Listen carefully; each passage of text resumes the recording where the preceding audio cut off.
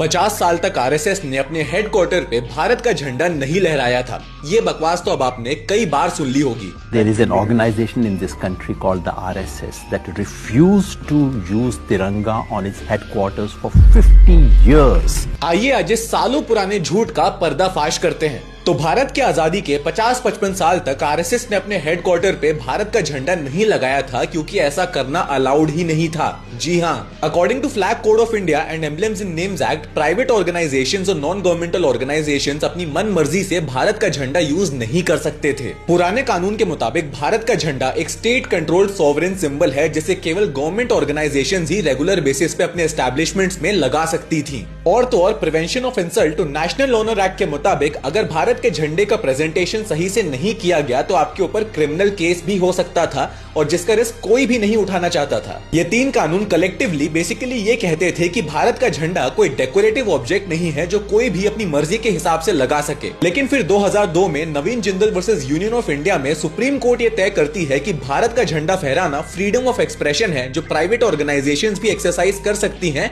But with reasonable protocol. और जैसे ही कानून बदला, आरएसएस ने जो सबसे पहला काम किया वो था अपने हेडक्वार्टर्स पे भारत का झंडा फहराना जो आज तक लहरा रहा है। सोचिए आपको कितने सालों तक बेवकूफ बनाया गया और ना जाने और ऐसे कितने झूठ हैं जो आपके दिमाग में भरे गए हैं। बट डोंट वरी, एक एक करके सबका पर्दाफाश करूंगा।